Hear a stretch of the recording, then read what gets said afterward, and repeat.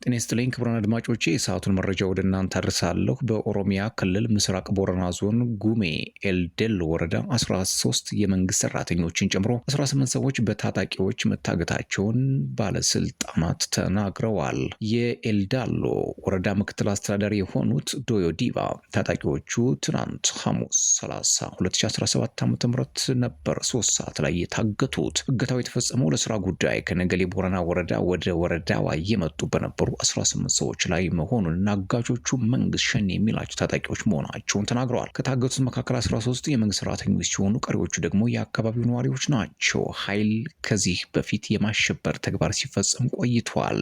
አሁን እገታን የገቢ ምንጭ በማድረግ ሰዎች ወደ ጫካ እየወሰደ ከቤተሰቦቻቸው ገንዘብ በመጠየቅ ላይ ነው ብለዋል ባለስልጣኑ። የታገቱ ሁሉም የመንግስት ሰራተኞች መሆናቸውን የጠቀሱት አስተዳዳሪው 11ዱ የወረዳችን፣ ሁለቱ ደግሞ ከመንገድና ሎጂስቲክ የዞን ጽህፈት ቤት ለድጋፍና ስራ የመጡ ነበሩ ብለዋል። ከመካከላቸው አንድም የመንግስት ሹመኛ የለም በማለት መንግስት በአጋቾቹ ላይ እርምጃ እንደሚወስድ ገልጸዋል።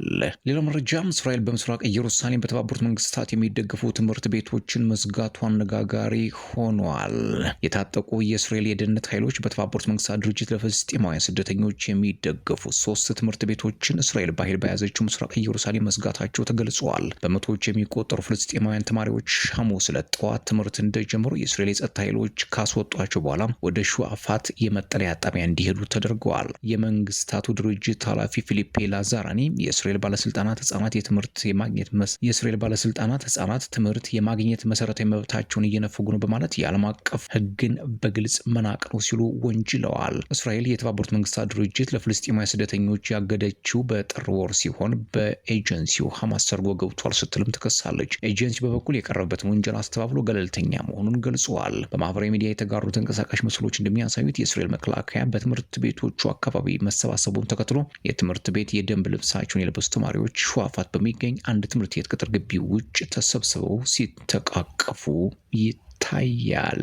በትምህርት ቤቱ ግድግዳ ላይ የተለጠፈው መዘጋቱን የሚገልጸው የማስታወቂያ ትምህርታዊ ተቋም ከፍቶ ወይንም መምህራንም ሆነ ሌሎች ሰራተኞችም ቀጥሮ መስራት የተከለከለ ነው። እንዲሁም ተማሪዎችን መዝግቦ ወይንም ወደዚህ ተቋም ተማሪዎች እንዲገቡ ማድረግ እየተከለከለ ነው ይላል። ኤጀንሲው እድሜያቸው ከ6 እስከ 15 ዓመት የሆኑ ከ550 ተማሪዎች በላይ ተማሪዎች እንደነበሩት እና አንድ ሰራተኛው በቁጥጥር ስር መዋሉንም አስታውቋል። በእስራኤል በቁጥጥር ስር በሚገኘው ዌስት ባንክ የሚገኘው ትምህርት ቤት ዳይሬክተር የመማር እድላቸውን ላጡት ታዳጊ ልጆቹ ድርጊቱ የሚያስጨንቅ ነበር ብለዋል። ሌላው መረጃ ተባብሶ የቀጠለው የህንድና ፓኪስታን ውጥረት አሁንም እንደቀጠለ ነው። ህንድ ወታደራዊ የጦር ሰፈሮች ጥቃት ደርሶባቸዋል ብትልም ፓኪስታን ከደሙ ንጹህ ነኝ እያለች ነው። የህንድ ጦር ሀገሪቱ በምታስተዳድሩ የካሽሚር ግዛት በሚገኘው በጃሙና በፑንጃብ ግዛት በሚገኙ ፓታንኮት የጦር ሰፈሮቿ ፓኪስታን የሞከረችው ጥቃት ማክሸፉን ገልጿል። በህንድ ቁጥጥር ስር በምትገኘው የካሽሚሯ በጃሙም ከተማ ሐሙስ አመሻሹ ላይ ፍንዳታዎች መሰማታቸውና መብራት መቋረጡም ተዘግቧል። ፓኪስታን የመከላከያ ሚኒስትር ከጥቃቱ ጀርባ እጃቸው እንደሌለበትም ተናግረዋል። ሌላው መረጃም ቱርክ የታሰረውን የኤርዶዋን ተቀናቃኝ የኤክስ ገጽ አግዳለች። በስራ ላይ የሚገኙት የኢስታንቡል የተቃዋሚ ከንቲባ ኢክራም ኢማሞግሉ የማህበራዊ ሚዲያ አካውንት በቱርክ ባለስልጣናት ታግዷል። የፕሬዚዳንት ሬሲፕ ጣይብ ኤርዶዋን ዋነኛ ተቀናቃኝ የሆነው ኢማሞግሉ ከአሁን በኋላ ለ9.7 ሚሊዮን ተከታዮቻቸው በኤክስ ገጻቸው ላይ መልእክት ማስተላለፍ አይችሉም። ገጹ አሁንም ከሀገር ውጭ እየሰራ ይገኛል። የማህበራዊ ድረገጹ ከደጋፊዎቻቸው ጋር ለመነጋገርና ከህዝብ ጋር ለመገናኘት ዋና መሳሪያ ሆኖም ቆይቷል። ፖለቲከኛው ከእስር ቤትም በጠበቆቻቸው በኩል መልእክት በመላክ በየቀኑ ይለጥፉ ነበር። ባለስልጣናቱ እንዲጠፋ ለማድረግ ይፈልጉ ይመስላል ሲሉ አንድ አስተያየት ሰጪም ተናግረዋል። በቱርክ ውስጥ ዋነኛ የተቃዋሚ ፓርቲ የሆነው ኢማሞግሉ ሪፐብሊካን ፒፕልስ ፓርቲ እገዳው በመጋቢት የተካሄደው መፈንቅለ መንግስት ሙከራም ቀጣይ ክፍል መሆኑን ለመገናኛ ብዙሃን ተናግረዋል።